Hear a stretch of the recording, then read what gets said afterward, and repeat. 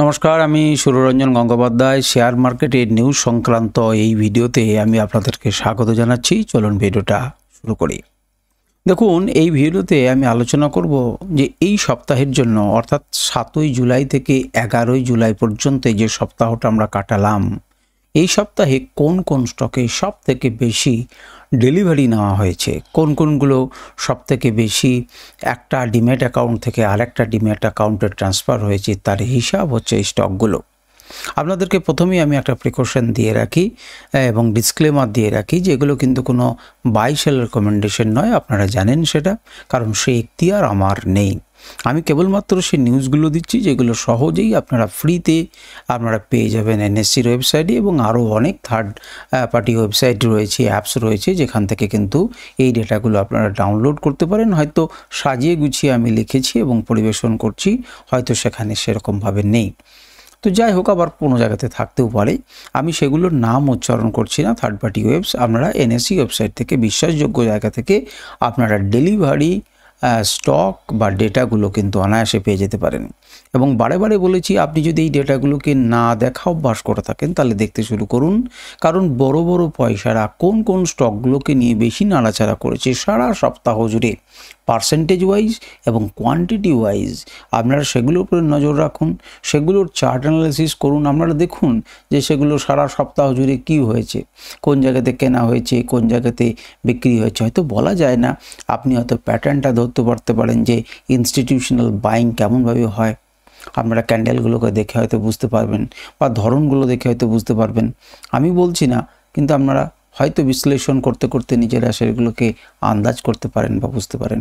যদি আপনাদের delivery data দেখা অভ্যাস না হয়ে থাকে, তাহলে ডেলিভারি ডেটা এখনই দেখা অভ্যাস করুন। আমি আশা করি যে এতে কিন্তু আপনারা সুফল পাবেন। তো চলুন, আপনারা অনেকখানি আপনাদেরকে বিভিন্ন কথা নিয়ে আমি বললাম, এবার চলুন একবার এক চোখে সেই টপ উইকলি ডেলিভার্ড স্টক আমরা কিন্তু 10টি করে ইন্ডেক্স ওয়াইজ আলোচনা করব। ইন্ডেক্স ওয়াইজ আলোচনা করব, তার মানে হচ্ছে যে কোন ইন্ডেক্সে কোন স্টকগুলো গুরুত্বপূর্ণ স্থান দখল করেছে। প্রথমে মনে করুন নিফটি 50কে নিয়ে বলবো। যারা আমার ভিডিও দেখেছেন তারা জানেন যে আমি প্রথমেই নিফটি 50-র যে 10টা সবথেকে বড় স্টক যেগুলোকে ডেলিভার্ড হয়েছে সেইগুলোকে নিয়ে আলোচনা করব। তার মধ্যে প্রথমেই দেখুন অ্যাক্সিস ব্যাংক কিন্তু এসে গেছে। অ্যাক্সিস ব্যাংক দেখুন 74%-এর বেশি সেটাকে কি করা হয়েছে না, হোল্ড করা হয়েছে বা ডেলিভার্ড করা হয়েছে। পার্সেন্টেজ ওয়াইজ দেখুন, কোয়ান্টিটি দেখুন 2,87,71,571টি ট্রেড করা হয়েছে।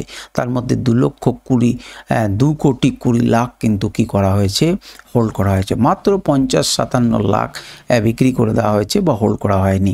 সুতরাং যতটা পরিমাণ ট্রেড করেছে তার বেশিরভাগই কিন্তু অ্যাকুমুলেট করা হয়েছে, রাখা হয়েছে, হোল্ড করা হয়েছে।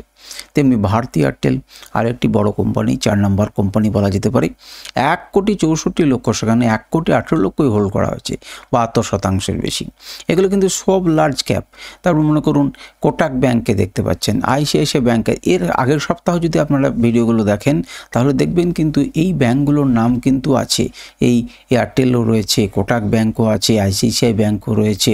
এগুলো কিন্তু আপনারা চেক করুন যে আগের সপ্তাহে বা কোনগুলো ছিল, এই সপ্তাহ কোনগুলো আছে। যদি আগের সপ্তাহে ভিডিওটা দেখবেন আছে, আপনারা একবার দেখে নিয়ে লিস্ট করে রাখুন, বা আজকে এই যে টুকটুক করে লিস্টটা করে রাখুন হাতের কাছে। তার পরের সপ্তাহে যখন আলোচনা হবে তখন কিন্তু আপনাদেরকে আর দেখার দরকার হবে না যে রেকারিংলি কোন স্টকগুলোকে হোল্ড করছে। এইচডিএফসি লাইফ ব্যাংক, সেখানেও দেখুন 1,19,00,000। আইসিআইসিআই ব্যাংকে দেখুন, এর আগে এইচডিএফসি ব্যাংক কিন্তু ছিল, এইচডিএফসি ব্যাংক কিন্তু এই সপ্তাহে কিন্তু নেই। তো আইসিআইসিআই ব্যাংক 2.7 করোড় যেখানে হয়েছে, 1.87 করোড় সেখানে হোল্ড করা হয়েছে। লার্সেন অ্যান্ড টুব্রো, ইনফোসিসে দেখুন বড় একদম কেমন হচ্ছে, 1,77,000, 1,77,00,000 কোয়ান্টিটি ট্রেড হয়েছে। তার মধ্যে 1,17,00,000 কী হয়েছে, ডেলিভার্ড হয়েছে। সান ফার্মা, এসবিআই লাইফ। সুতরাং এগুলো হচ্ছে বড় কোম্পানি, যেটা 74 প্রায় 75% ধার থেকে 65% ধার পর্যন্ত আমরা কি দেখতে পাচ্ছি, হোল্ড করছে। এটা গেল নিফটি 50। এরপর সাধারণভাবে কি আসবে না মিড ক্যাপ 150। তো মিড ক্যাপ 150-র মধ্যে কোন কোম্পানিগুলো রয়েছে? দেখুন মিড ক্যাপ 150-র মধ্যে প্রথমেই যে স্থান দখল করেছে সেটা হচ্ছে অজন্তা ফার্মা। অজন্তা ফার্মা আমার মনে হচ্ছে যেন আগেই নামটা দেখেছিলাম, কিন্তু হয়তো শেষের দিকে দেখেছিলাম। 77% ডেলিভার্ড হয়েছে, যদিও খুব বেশি যে কোয়ান্টিটি স্টক তা নয়, কিন্তু 5 লাখ 6 লাখের গল্প। গ্ল্যান্ড ফার্মা 11 লাখ থেকে 9 লাখ, সেও কিন্তু 75%-এর বেশি। গুজরাট ফ্লোরোকেমিক্যাল, সেটা দেখুন খুব বেশি কোয়ান্টিটির নয়, 3.5 লাখ টাকা, 3.5 লাখের মতো কোয়ান্টিটি হোল্ড করা আছে। মাদারসেন সুমি এর আগেও নাম ছিল। ম্যাক্স হেলথকেয়ার ইনস্টিটিউট আগেও নাম ছিল। মাদারসেন সুমিতে দেখুন 5 কোটি 3 কোটির গল্প, অনেক দূর পর্যন্ত কিন্তু মাদারসেন সুমিতে হোল্ড করেছে কোয়ান্টিটিতে। এপিএল অ্যাপোলো টিউবস এর আগেও নাম পেয়েছি, দেখুন 26 লাখের মতো ট্রেড হয়েছে, তার মধ্যে 18 লাখ কি হয়েছে ডেলিভার্ড হয়েছে। অ্যালকেম ল্যাবরেটরিজ আগেও নাম ছিল। হানিওয়েল অটোমেশন সেটাতেও আমার যতদূর আমার মনে পড়ছে না, কিন্তু 65% দেখুন সেখানে হোল্ড করেছে। ম্যাক্স ফিনান্সিয়াল সার্ভিস সেখানে কি রয়েছে দেখুন 18 লাখ কোয়ান্টিটি কিন্তু হোল্ড করেছে। এবং জিই ভার্নোভা টিডি এটা দেখুন 64% টাকা। দেখুন এই ম্যাক্স ফিনান্সিয়াল সার্ভিস একবার চেক করে দেখুন যে এফআইআইদের খুব প্রিয় একটি স্টক, এবং এই জিই ভার্নোভা এটাকে ক্রমান্বয়ে কিন্তু হোল্ড করা হচ্ছে ডেলি কোয়ান্টিটিতে, এবং তারপর কিন্তু আপনাদের উইকলি কোয়ান্টিটিতে, উইকলি বেসিসে। তার মানে এই নয় যে কালকে গিয়ে এটাকে কিনে ফেলবেন আপনি। তো যাই হোক, এরপরে হচ্ছে টপ উইকলি আমাদের স্মল ক্যাপ 250। তাহলে স্মল ক্যাপ 250-এর মধ্যে দেখুন রিলায়েন্স পাওয়ার, যেটা 100%। দেখুন এটি কিন্তু আগের বারও ছিল, এবারও আছে। সিন্ডার ইলেকট্রিক ফার্ম ইনফ্রা সেটাও কিন্তু 100% ছিল। টাটা টেলিসার্ভিস আগেও ছিল, মহারাষ্ট্র টিটিএমএল আমরা জানি, তো সেটাও কিন্তু 100%। জিএসডব্লিউ হোল্ডিংস দীর্ঘদিন থেকে রয়েছে 100%। আমরা চেক করে দেখুন কোয়ান্টিটি খুব লো, কেবলমাত্র একদম ইনস্টিটিউশনাল প্লেয়ারাই করছেন। জেবি কেমিক্যালস অ্যান্ড ফার্মাসিউটিক্যালস সেখানে 15 লাখের বেশি, 75%-এর বেশি।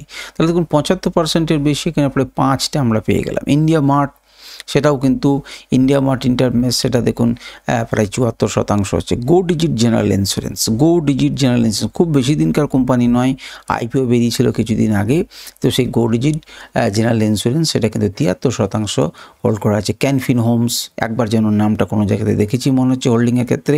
5 স্টার বিজনেস নাম ছিল, এমকিওর ফার্মাসিউটিক্যালও কিন্তু নাম ছিল। সুতরাং স্মল ক্যাপ 250-র মধ্যে দেখুন 70%-এর উপরে 9টা কোম্পানি আছে। তাহলে আপনি কি বুঝছেন যে স্মল ক্যাপ কোম্পানিগুলোকে কিন্তু বেশি হোল্ড করা হচ্ছে। আপনি এখান থেকেও কিন্তু একটা আইডিয়া পাচ্ছেন। এবার স্মল ক্যাপের একবার ওয়েবসাইটে চলে যান, চার্টে চলে যান, এবং তাকে দেখুন যে আপনার কি দেখাচ্ছে, অর্থাৎ চার্ট কি বলছে, ঠিক আছে, ইন্ডেক্স কি বলছে। আচ্ছা, এফএনও স্টকগুলোর মধ্যে আমাদের কিছু দেখার দরকার নেই। যদি আপনি নিফটি মিড ক্যাপ দেখে থাকেন, আমি কোনো পরিবর্তন এখনও পর্যন্ত এটা দেখতে পাইনি, একই রকম রয়েছে, সুতরাং নতুন করে বলার কিছু নেই। নিফটি 500-এর মধ্যে কারা নাম করে নিল দেখুন। নাম করে নিলে যেগুলো 100% সেগুলো সবকটাই রয়েছে। 4টে 100% ছিল, 4টে আপনার স্মল ক্যাপে 100% জায়গা করে নিয়েছে। দেখুন অজন্তা ফার্মা জায়গা করে নিয়েছে, গ্ল্যান্ড ফার্মা জায়গা করে নিয়েছে, জেবি কেমিক্যাল জায়গা করে নিয়েছে, অ্যাক্সিস ব্যাঙ্ক প্রথম নিফটি 50-র একটি স্টক এখানে ঢুকলো, ইন্ডিয়া মার্ট ইন্টারমেস এবং গো ডিজিট জেনারেল ইন্স্যুরেন্স। একমাত্র লার্জ ক্যাপে 500 স্টকের মধ্যে অ্যাক্সিস ব্যাঙ্ক ঢুকলো। আপনি দেখতে পাচ্ছেন বাকিগুলো স্মল ক্যাপ, মিড ক্যাপ, এই সমস্ত কোম্পানি। টোটাল নিফটি যত নিফটি স্টক রয়েছে 7 থেকে 11 জুলাইয়ের মধ্যে, তাদের মধ্যে সব থেকে উপরে কে রয়েছে দেখুন। রিলায়েন্স 100%, সেটা তো থাকবেই, সবকটাই 100%-এর। সিলভার মেডিকিওর নতুন ঢুকলো, কিন্তু এর নামটি আগের বারেও কিন্তু ছিল। হিন্দুস্তান কনস্ট্রাকশন কোম্পানি আমার মনে হচ্ছে আগেও ছিল, এইচসিসি আগেও ছিল, সিন্ডার ইলেকট্রিক ফার্মা তো ছিল, টিটিএমএল ছিল। আইনক্স গ্রিন নতুন এন্ট্রি নিয়েছে, Inox green energy service. 30 lakh কোয়ান্টিটির বেশি ট্রেড করা হয়েছে, 30 লাখ ওই কোয়ান্টিটি কিন্তু পড়েছে। বালু ফোর্জ আমার মনে হচ্ছে নতুন ইন্ডিয়া এন্ট্রি নিয়েছে। রিলায়েন্স ইনফ্রাস্ট্রাকচার যতদূর মনে হচ্ছে আগে একবার ছিল। ওডিগমা নতুন এন্ট্রি নয়, আগে ছিল, এবং ইউনিমেস অ্যারোস্পেস এবং ম্যানুফ্যাকচারিং এটাও কিন্তু আগে ছিল। বেশ 2-3টে হচ্ছে নতুনভাবে ঢুকেছে, আর বাকিগুলো কিন্তু সবই লাগাতার তাদেরকে একদম উইকলি বেসিসে এবং মান্থলি বেসিসে কিন্তু তারা টপ ফর্মে ছিল। আপনারা এই সমস্ত স্টকগুলোকে নোট করুন, এই সমস্ত স্টকগুলোকে নোট করে একবার তাদের চার্ট অ্যানালিসিস করুন, নিজেরা বিচার বিশ্লেষণ করুন, এবং যদি আপনাদের মনে হয় যে না এগুলোর মধ্যে কোনো সারবত্তা আছে বা টিউনটাকে বুঝতে পারেন, তাহলে তখন আপনারা এটাগুলোকে নিয়ে সিদ্ধান্ত নেবেন।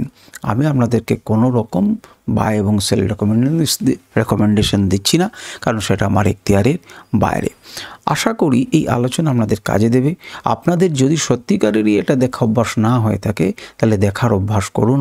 আপনারা অবশ্যই এতে কিন্তু সফলতা লাভ করবেন, এবং এগুলো শেয়ার মার্কেটে টিকে থাকতে গেলে, প্রফিটেবল করতে গেলে পরে নিজেদেরকে এই ডেলিভারি স্টক সংক্রান্ত data, top delivery weekly, top daily, top weekly delivered স্টকগুলোর কিন্তু লিস্ট আমাদের জানা উচিত যে কোন স্টকগুলোকে নিয়ে নাড়াচাড়া করছে।